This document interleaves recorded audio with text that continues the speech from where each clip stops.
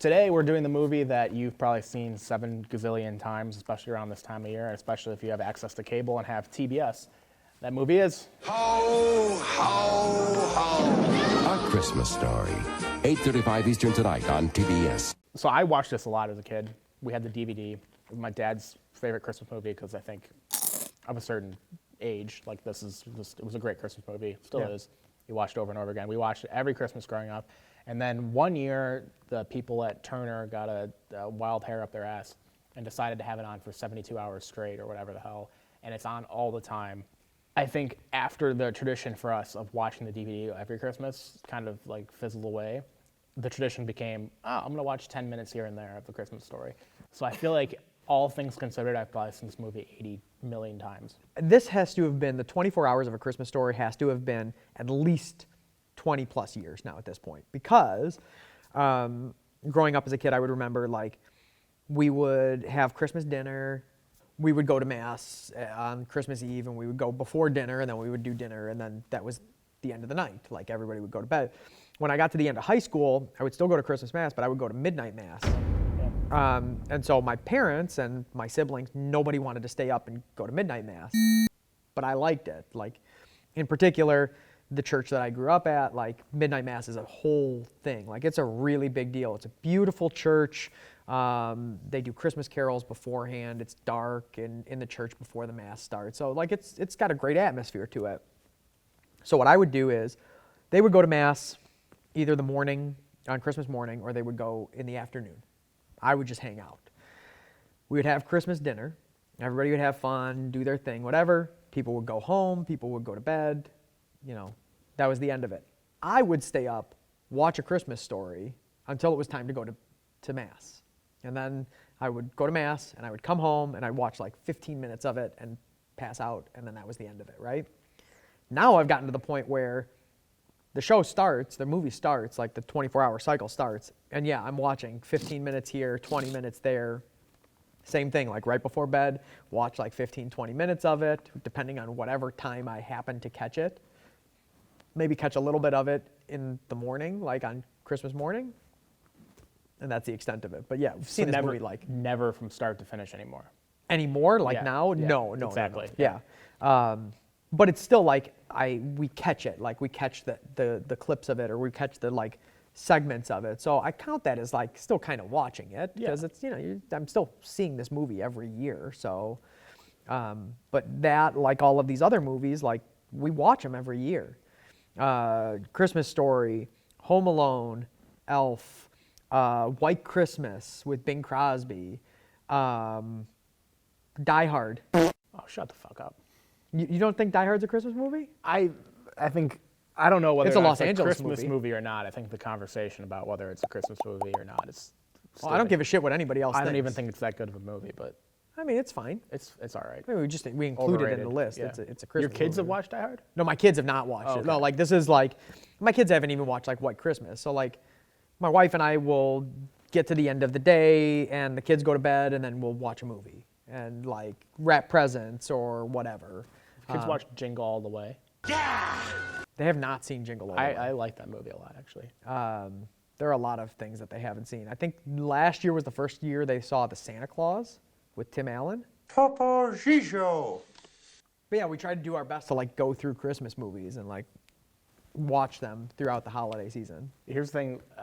I'm not going to say a lot of those movies are bad, but on that list that you mentioned, I don't know if any of those movies are better than A Christmas Story. I mean, look, I think that Elf has made its way to It was being good. I like, like Elf. I saw Elf in theaters, to be honest with I you. did too. I think Elf has found its way, like its little like niche angle of Christmas, and I think because it all depends on how many times you've seen these movies, right? Like Elf is good and fun still because like I'm not watching it 80 bajillion times. Right. You So know, do you like- think A Christmas Story was oversaturated? Do you think it Probably, think it yeah. hurts it? Probably, yeah. I think it probably hurts it if you didn't watch it pre 24 Hours of A Christmas Story. Because like, Yeah. I saw the movie enough where I appreciated it, and I think I probably would put it like number 1 or like top of Christmas movies in that top tier. Like I actually liked the movie, so like the 24 hours thing is just like whatever, I'll watch it here and there. But I think if you maybe if you didn't see it before then, and you're just like, this is just some shit that TBS is gonna throw Yeah. on, like The Proposal or like any like rom-com that they're throwing on, like, yeah, maybe it's. Well, that's why I like it, and that's why I continue to watch it, is because like there was an element of having seen this movie before it was on Yeah. 24 hours a day, and there's all the quotes from it. You know, you'll shoot your eye out. You'll shoot your eye out, kid. You know, Very quotable, yeah. Daddy's gonna kill Ralphie. Daddy's gonna kill Ralphie. You know, things like that. Like, The scene of what sticking your tongue to the pole, like, the only reason I know not to do that is from that movie. yeah, for sure, for sure. I would never know anything about that if it wasn't for the movie. Yeah. I mean, look, I like the movie. It's a good movie, but it's oversaturated, and like, if you haven't seen it to this point, why have you not seen it to this point? You know, like, it seems like it's one of those things that, like, how have you not seen it to this point? I would go so far as to say every movie we've done, and maybe every movie we will do, this one's guaranteed to be the most people have seen this movie of any movie we've talked about or will talk about. Yeah. I can't picture any movie that more people have seen than this. I think it's the two Christmas movies. It's this and Home Alone, Yeah. right? Like, those are the movies that pretty much everybody's seen. I think I agree with you. If you haven't seen it, I would really want to know, or not just why, but how. How have you not seen it? I mean, I have to, maybe everywhere. it's like, you know, your parents forbade you from watching the movie because, you know, Home Alone is violent, or Christmas Story, I don't know, whatever. Yeah, but also like this movie kind of transcends generations. That like my dad grew up on it, showed it to me and my siblings. Like, you watched it when you were younger. Like, it just keeps, like, your kids seen this? I don't think that they've seen it, and I But they will at But they some point, will. They yeah. definitely will. So like this is like passed down like quite a bit compared to most comedies Yeah. ever. And I feel like there's a little bit of something for everybody too, because like I feel like my father-in-law, he likes like good, like he's not watching Billy Madison and Yeah. crap like that. Like, he's watching good movies, like even like foreign movies, you know, like Japanese samurai movie. Like, he's into, like, he loves movies, like good movies, right? Even with this, like, this movie to a certain extent resonates with him. Like, in particular, like the scene at the Chinese food restaurant on Christmas Day. One of my favorites, yeah. Like, there are just scenes that resonate. Like, doesn't matter who it is, like, they just resonate. You know, like, they resonate with people in different fashions, and like that's one of the scenes that, like, if you watch this movie, you know that scene. I think I learned that Chinese restaurants were open on Christmas, and that like there's a tradition among Jewish people to go to Chinese restaurants Oh, on Christmas from watching this movie. I watched this movie really young, like at 4, 5, 6 years old. wow, that's I don't even know if I knew what Christmas was before then. But yeah, so like it just like we're a few years apart. Like, we both grew up on this. My dad grew up on it. Your kids are gonna watch it. I just think it somehow transcends a lot of generations. and I think for a good reason too, other than, you know, again, the discussion of Hollywood making remakes, right, to just milk it dry is the same thing with like TBS, right? I'm sure they get crazy advertising dollars for this segment of population because they know that people are going to be watching this movie. Now with like TV dying and cable dying in particular, I wonder how long that's going to keep going, because this has got to be come Christmas time, and spoiler alert, it's not Christmas time right now, but you're watching it towards Christmas time, it's got to be available on some app. I don't know. I think they probably take it off. Like, that's one of the problems that I've always had with Christmas movies. Oh, is so I you like buy the rest it of the or year. rent it? Yeah, the rest of the year it's on streaming, and then it goes away in December, only to come back in January, so that you have to buy it. Like, I think so. Die Hard is definitely one of them, which at the time of our filming, I bet you it's available streaming someplace. But But by the time that you get to that's something Thanksgiving, that's smart. Like, it's done, and they know make you someone's gonna buy rent it. Yeah. Yeah. They know. Yeah, that makes sense. But TBS owns it anyway. Yeah. But so this movie also, I think, maybe resonates a little bit more for us because it's a Midwest thing, Yeah. right? So this takes place in Hammond, Indiana, Which is I'm not making a joke this time. It's essentially a Chicago suburb. Yeah, it's essentially Chicago. I mean, for all intents and purposes, this is a Chicago movie because I mean, yes, they're in the region, but like the region is Chicago for all intents and purposes.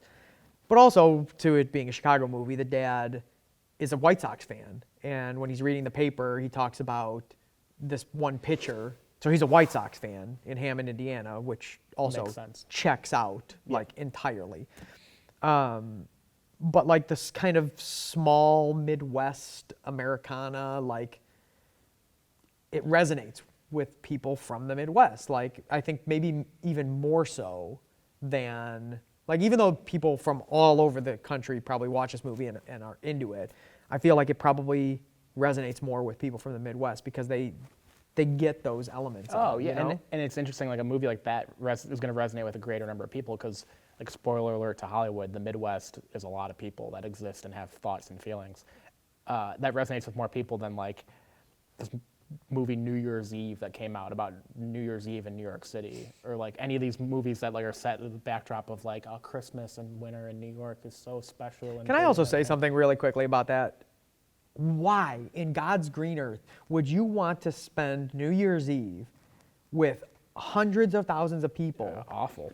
crammed into each other to see a stupid ball of light drop from a pole? You're freezing because it's cold outside, and like you don't have food, bathroom, drinks, whatever with you, unless you're carrying a flask with you, and then like you're crammed in by all these jamokes. It's one of these things that's like over romanticized about like the snow coming down and the ball dropping, all this stuff. But if we're really being honest with ourselves, nobody wants to be there. That Like they resonate more with a movie like this when it's about like the small Midwestern town and like something being homey. I think New Year's Eve's a whole, we're getting off on a tangent now, but a whole big myth. No one likes New Year's Eve. it's amateur hour. It's like the bar that's popular only because it's popular.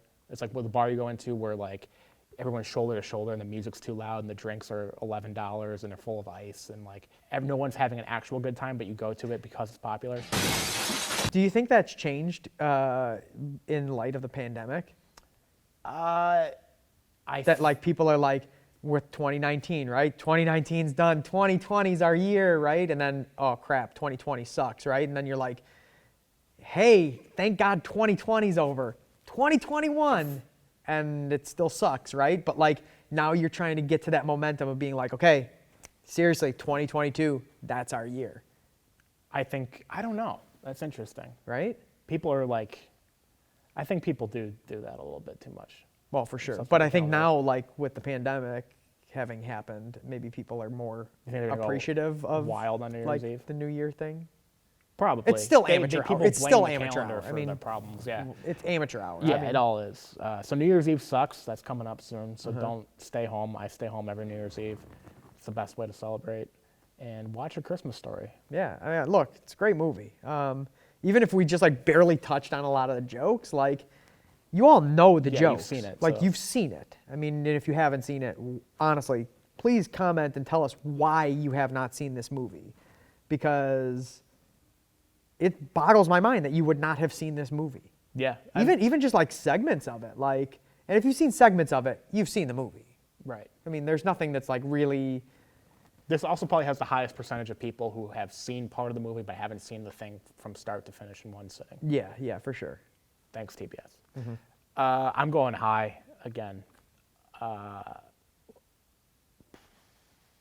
am too, and I've got a number in my head.